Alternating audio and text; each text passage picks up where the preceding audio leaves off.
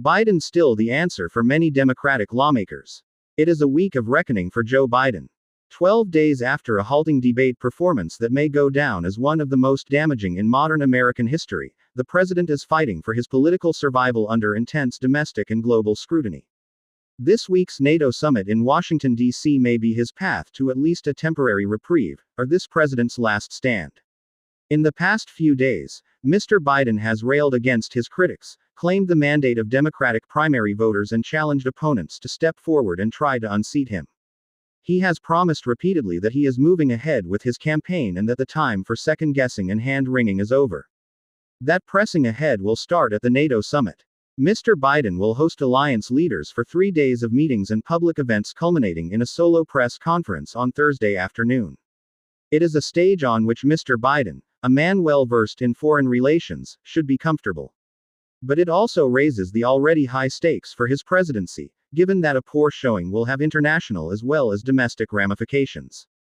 A mistake could start a political stampede among Democrats that extinguishes his hopes of even making it to the November general election, let alone winning it. It could also sharpen concerns from European allies who are concerned about the increasing likelihood of a Donald Trump presidency and the dramatic foreign policy shifts that would come with it. Biden is entering this week diminished, said Christine Berzina, managing director of the German Marshall Fund Geostrategie North. We don't know how he's going to exit it.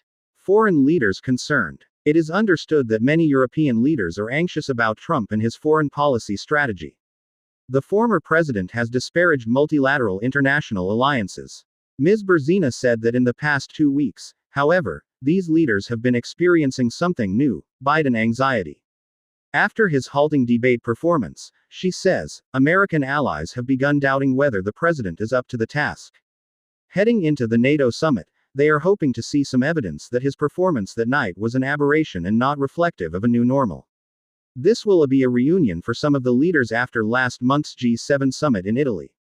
It is worrisome to have a close ally, your most meaningful ally, falter, said Ms. Berzina. So I think there is tremendous hope that Biden passes the test. But if he isn't able to deliver, it creates more questions about the U.S.'s reliability. Eyes will be on the U.S. president as he attends summit sessions, hosts foreign leaders at the White House, and engages in bilateral meetings with key leaders, including newly elected British Prime Minister Keir Starmer. Even behind closed doors of the NATO meetings, word of Mr. Biden's performance, good or bad, is sure to leak out. The military alliance meets in Washington with Ukraine high on the agenda. A Democratic Party panic attack. Mr. Biden faces an even taller task this week domestically. The president has pointed to buttressing and expanding NATO in the face of Russian aggression as one of his key accomplishments. This is something that differentiates his leadership from Trump's, as well as any Democrats who could potentially replace him on the ballot, and the summit will be his chance to put that on display for the American public. Who's going to be able to keep NATO together like me? The president said in his interview with ABC's George Stephanopoulos on Friday. He added that the NATO summit would be a good way to judge his abilities. Come listen, he said. See what they say. But simply clearing low expectations at the NATO summit and the Thursday press conference may not be enough for many of the politicians, pundits, and party activists who are already calling for him to step aside. Just having some good appearances is not going to stop the questions, said Bill Scher, a liberal pundit and editor of Washington Monthly who recently penned a column calling for Mr. Biden to step aside for Vice President Kamala Harris. Time was really of the essence to nip all the speculation in the bud, and they wasted a week. There is no clear path out of this situation. Mr. Scher, a longtime supporter of Mr. Biden, says the president's attempts to push back now with media interviews, letters, and calls to Democratic politicians come after public sentiment has solidified against him. And once that sentiment is fully cemented in the polls, which could take several weeks, it will probably be too late to cleanly replace him.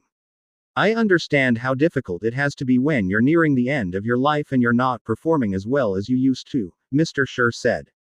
Having to come to terms with that in public has to be excruciating. But the data that shows Mr. Biden losing support and facing defeat in November is becoming increasingly clear. Polls indicate nearly 3/4 of Americans, and even a majority of Democrats, think the president should stand down. A half-dozen Democratic members of Congress have called for him to abandon his bid, and many others have offered only equivocal support. Democratic voters chime in on Biden's ability to run for office. The president continues to say he will press ahead with his campaign, however, and he has the national convention delegates to ensure that he is the Democratic nominee. The decision lies firmly in his hands, and if he can make it through the week without a major misstep, he may, in fact, survive the immediate storm. The story of this week, however, has been set. It isn't one of NATO celebrating its 75th year of existence and focusing on the challenges to come. Instead, it is a narrative that could decide whether Mr. Biden can politically live to fight another day.